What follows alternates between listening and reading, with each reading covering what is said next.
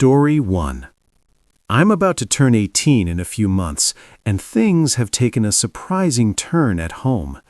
Let me set the stage for you. I live in a house that belonged to my biological dad. He passed away when I was only 6 years old. Now, my dad and my mom weren't married, but when he died, he left the house to me. So my mom and I have been living here ever since. A couple of years after my dad passed, my mom started dating again, and that's when my stepdad came into the picture. They got married, and he moved in with us. It seemed like everything was going okay until recently. You see, for the longest time, my stepdad was under the impression that the house belonged to my mom.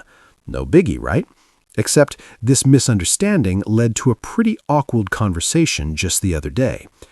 As my 18th birthday approaches, my stepdad sat me down for a serious talk. He casually mentioned that once I'm 18, I should start paying rent if I wanted to continue living here. It was a bit of a shock. I mean, paying rent in my own house? That sounded weird. So I corrected him, explaining that the house actually belongs to me, as it was left to me by my dad. He literally laughed. He thought I was joking. I couldn't believe he didn't know, so I had to clear things up. I talked to my mom about it, and she confirmed she had never actually told him that the house was mine. When he finally realized I was serious, the atmosphere changed. He was clearly embarrassed, but tried to justify his initial request by saying he thought my mom owned the house. The next day, things felt a bit tense at breakfast. I decided to address the elephant in the room. I told them both that since the house was indeed mine, the fair thing would be for them to start paying rent if they planned to stay after I turned 18. I wanted to turn the tables and see how he'd react, given his previous stance on my independence. My stepdad was taken aback. He argued that this was unfair and a sudden change to drop on them without warning. He said it was harsh and that you don't treat family like that. It was ironic, considering he had no problem dropping the rent bomb on me just the day before. He tried to defend his point by saying his initial idea was meant to help me learn financial responsibility and prepare for adult life. But I shot back, asking how it was any different when he lives here without contributing financially. What does that teach him? I asked. The argument got pretty heated. He accused me of being spiteful and trying to get back at him. He ended the conversation by calling me out of line and walked away. My mom stayed quiet during most of the argument, but later she told me she thought I was being too hard on him. She agreed that he shouldn't have asked me to pay rent, but she felt my reaction was pushing the family toward a split. Despite the blow-up, life went on as usual, but with an unspoken tension in the air. Over the next few weeks, we all kind of danced around the topic. I spent a lot of time thinking about family dynamics and the concept of home. It wasn't just about rent, it was about respect and understanding, about acknowledging each other's positions and feelings. I decided to have another conversation with my stepdad. This time, I approached it differently. I explained that I wasn't trying to kick them out or act spiteful. I wanted us to act like a family that supports each other, not one that takes advantage. I suggested maybe we could work out a system where they help with some bills or maintenance costs instead of traditional rent. It would be a way for all of us to contribute to our home and help maintain it. This conversation went a bit better. My stepdad seemed to understand where I was coming from, and we agreed to sit down with my mom and discuss a fair solution. It was important to me that we all felt like we were being treated fairly and that home remained a place where we all wanted to be. Looking back, I learned a lot about handling difficult conversations and standing up for myself. I also saw the importance of clear communication and respect in keeping a family together, even when things get tricky. It was a big moment for me, stepping into adulthood not just in age, but in understanding and managing real-life situations. Am I the a-hole here? Now for some comments. Not the a-hole. Charge him rent. It's not spiteful. That's what adults do. They either buy homes or pay rent for the places they live.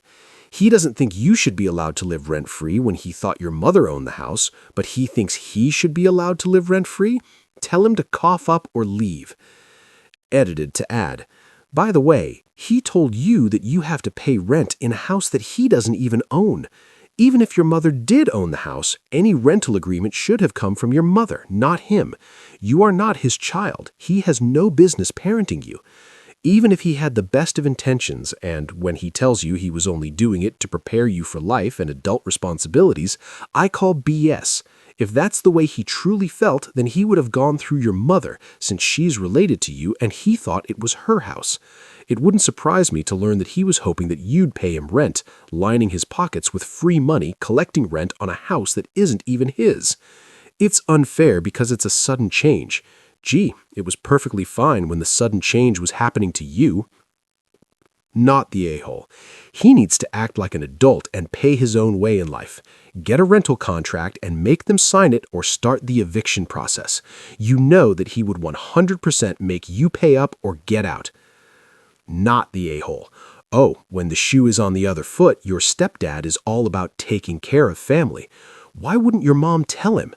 At some point, you would want to either have this as your home or sell it or rent it out for income. Did she really believe that she and him would just continue to live there forever?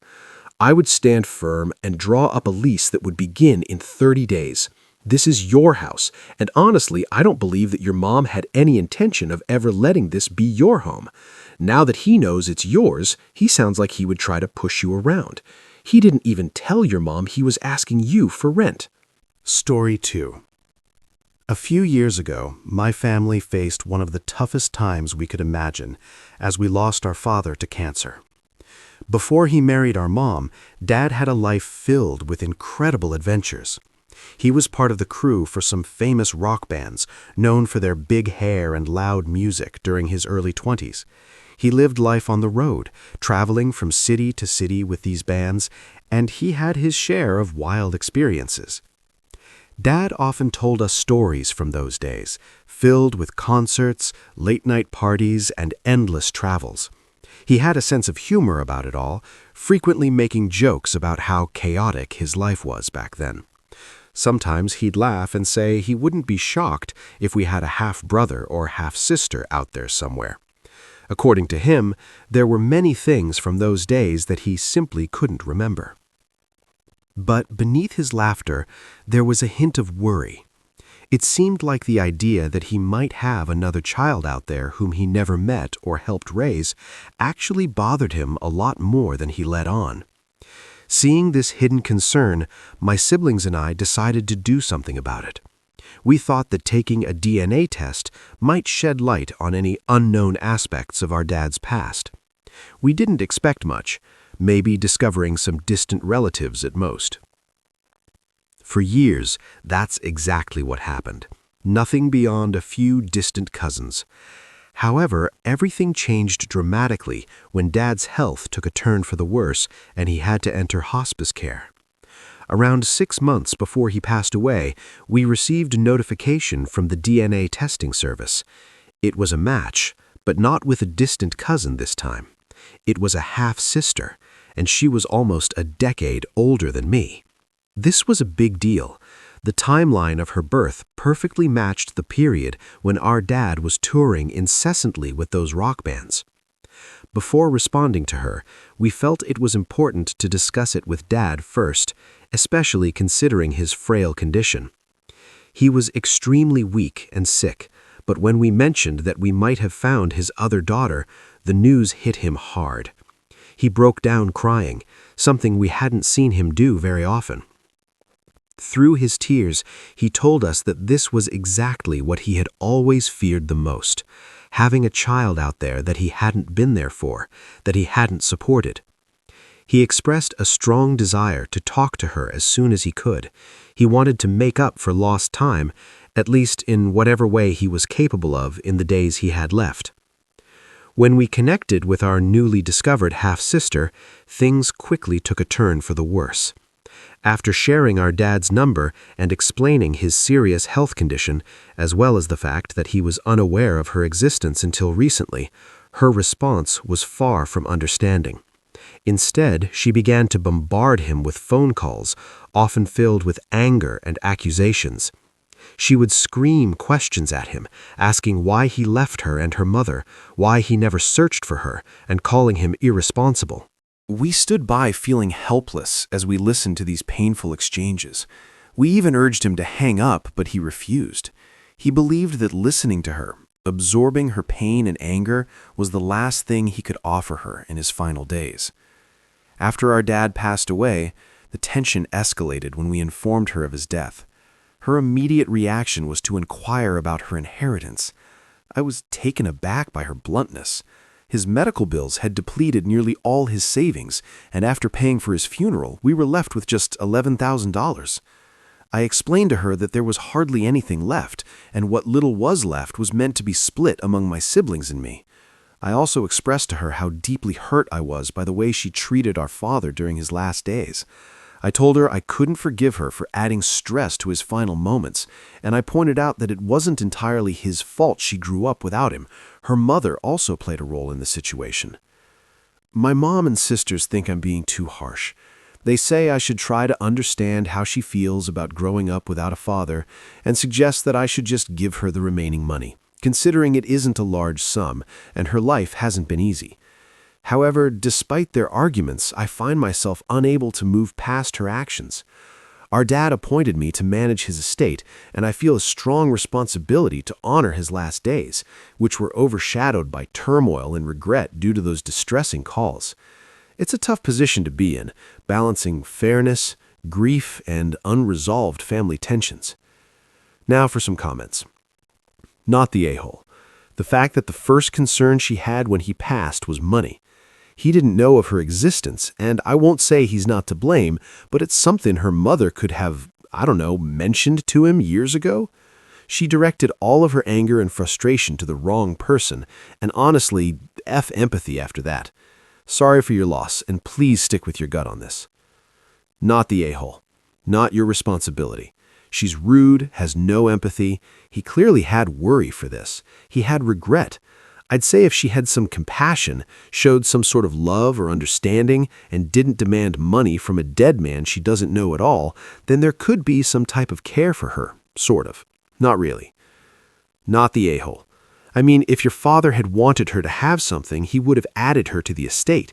He was talking to her, so it sounds like he was of sound mind if he had wanted to. Don't give her any money. Stop taking her calls. It doesn't sound like she wants to get to know you anyway. I get it, she's angry, but that's not your burden to bear. Story 3. So, I'm a 40-year-old mom with a wonderful 15-year-old daughter named Amy. I've been raising her on my own for the most part. A few years back, I shared with everyone that I'm gay, and just last year I married Jenna, who's 42. Jenna brought a new addition to our family, her daughter, Nora, who's 13. We've all been living together under one roof, and I have full custody of Amy. It was a bit of an adjustment at first for Amy to get used to the idea of having another mom around, but now they're doing great together. Our household became even more lively because Amy and Nora's birthdays are super close to each other, only separated by a couple of days. Considering that, and knowing that Nora has been a bit shy and has had some trouble making friends since she moved in with us, we thought it would be a fantastic idea to throw a joint birthday party for them. It seemed like the perfect way to help Nora feel more integrated and celebrated in our new family setup. Because most of my relatives live abroad, they tend to send gifts ahead of time. This year, they sent a big bag full of gifts about a week before the party. There were at least 20 gifts in there, all wrapped up and ready to make the birthday girl smile. The party itself was a hit, lots of fun, laughter, and cake. After the guests left and it was just our little family, Jenna started to hand out the gifts. She pulled out gift after gift from the bag, and we noticed they were all for Amy. After about 12 gifts, I started to feel a bit uneasy. We reached into the bag again and found that there was only one left, and it was for Nora. Nora, trying to stay upbeat, opened her gift from my parents. It was a $15 tumbler from Walmart. You could see her trying to hide her disappointment. It wasn't about the price, but the thought behind it.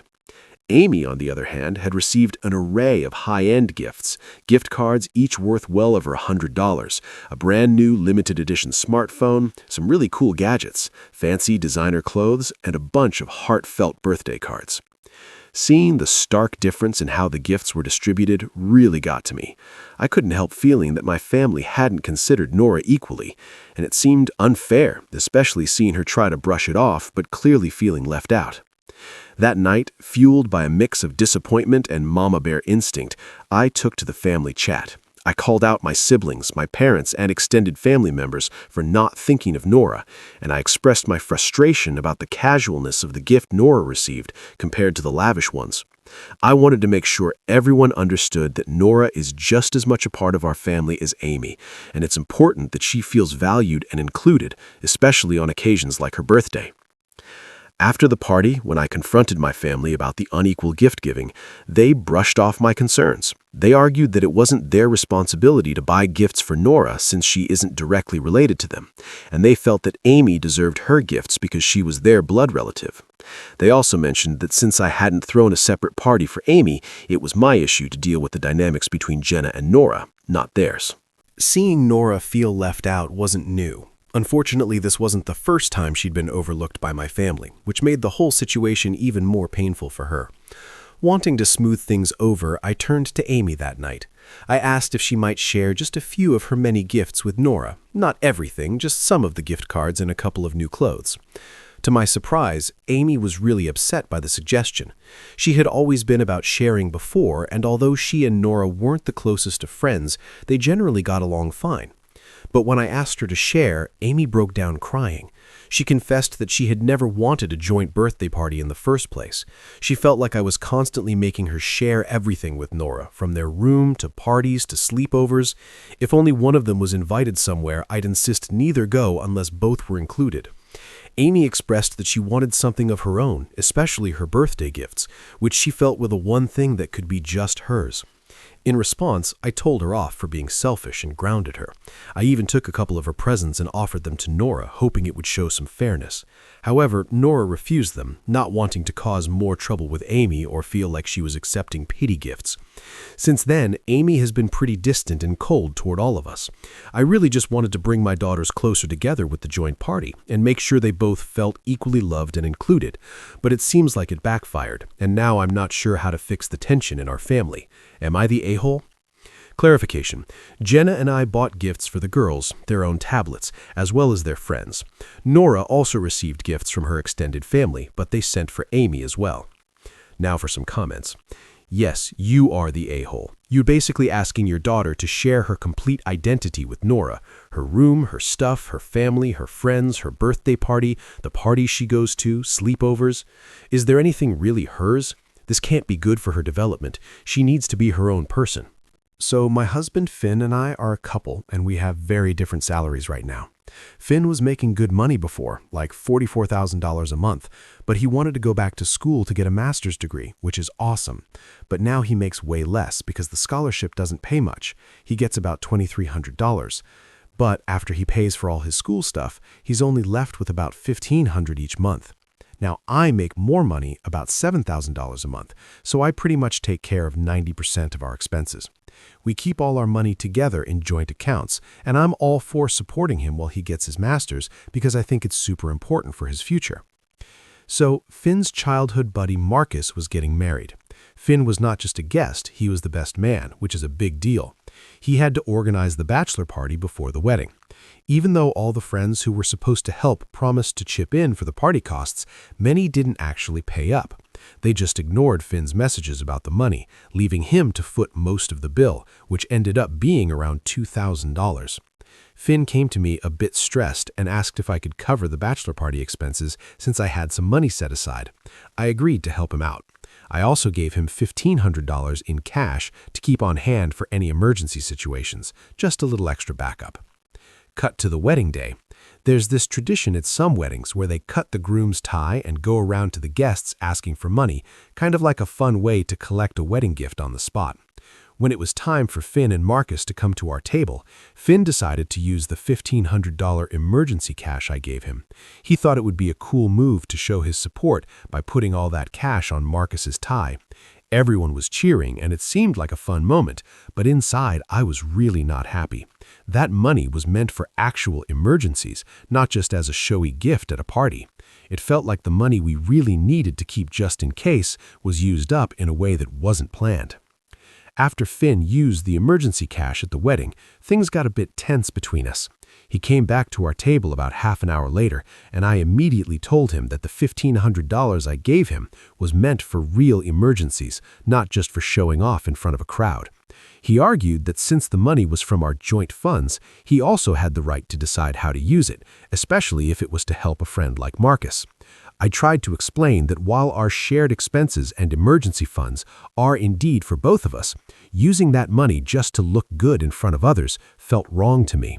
I told him that in situations like that, the money felt more like it was mine and I wanted it back. I reminded him that we had already covered the bachelor party costs, which was more than enough financial support for the wedding. We ended up arguing, and the rest of the week was pretty rough between us. I was firm about wanting the $1,500 back, even though Finn felt like I was being unfair or manipulative, especially since I financially support his studies and he relies on me a lot right now. I knew asking for the money back might seem petty since he doesn't have much to spare, but it was important to me that we use our emergency funds only for real emergencies, or at least discuss such big spending decisions together first. Am I the a-hole? Now for some comments. Minimum wage here, $1,200.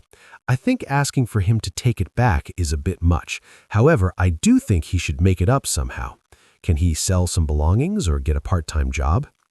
Not the a-hole because your husband is behaving immaturely. He needs to accept that your joint financial situation is not great right now, and you being all right with shouldering more expenses now for long-term joint gain is not a license for him to spend on his buddies like he's still bringing in a good paycheck. In the meantime, stop giving him so much for emergencies. I have a feeling the problem with your husband goes far beyond this. He's living beyond his means, and that spells a ton of future trouble if you do not separate your finances now. Not the a-hole. Not the a-hole, but you might want to cut your losses or speak to the groom himself and explain the situation. Even if you didn't intend that money to be spent that way, asking for a wedding gift back is in bad taste. If you really have to have it back, go to the guy himself. If they're a decent person, they'll understand. Story 5. I'm the owner of a business where 15 people work. I prefer not to share what kind of business it is, but despite some tough times, it's doing pretty well. I have 3 kids, 24, 22, and 21 years old, from my first marriage.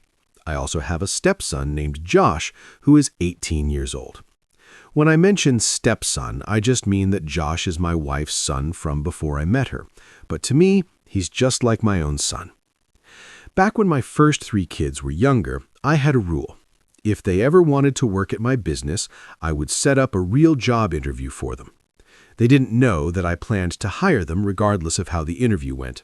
I wanted them to have the experience of a job interview because it's good practice. They'd learn what it's like and feel more prepared for the future in case they wanted to try different careers. 2 of my kids liked the idea and still work with me today. 8 years ago, I met the woman who would become my current wife. She introduced me to her son Josh about a year after we met. Before she let me meet Josh, she was really clear about wanting to know what role he'd have in my life. I promised her that I would treat him just like my own child. We got married a year later, and from that day, Josh started calling me Dad. He's never known his biological father, who left because he didn't want children, so for Josh to call me Dad is something I consider a great honor. My eldest 3 kids have welcomed him as their brother from the start. They include him in everything they do, like going on trips, watching movies, or just hanging out at home. He's 100% part of our family, and everyone treats him like he's always been there. This setup has helped us build a strong, united family, where everyone supports each other no matter what.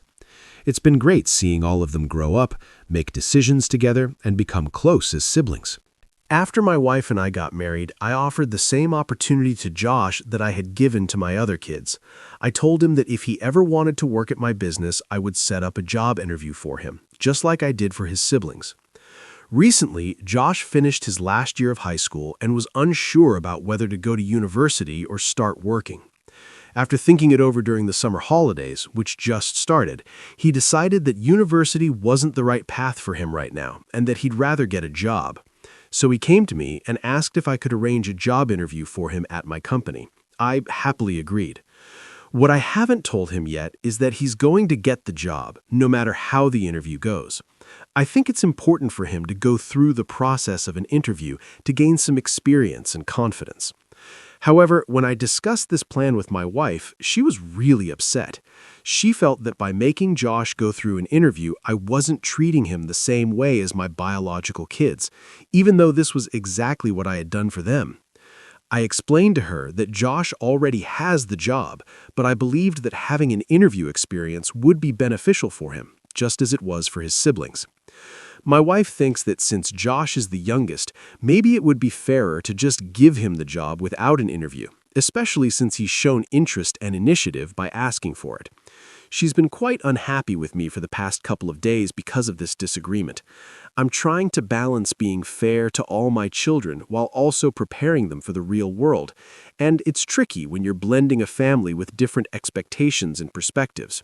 I hope we can resolve this soon, as it's important for all of us to be on the same page and support each other. Now for some comments. Not the a-hole. You are being extremely reasonable. It's honestly a bit alarming that she would have that reaction and say that you don't treat him like your son despite 8 years of doing just that, over a job interview. He isn't bothered by it. You've done it for all your kids. Maybe she has something else bothering her, because it is hard to justify her response here. Not the a-hole. You are quite literally treating your stepson the way you treated your biological children, and being the youngest doesn't entitle him to special privileges. I genuinely don't see why your wife is upset. Not the a-hole at all. He is being given a job and you're helping him get some real-life experience. He's getting the exact same treatment that your other kids received. Your wife's behavior is just plain weird here.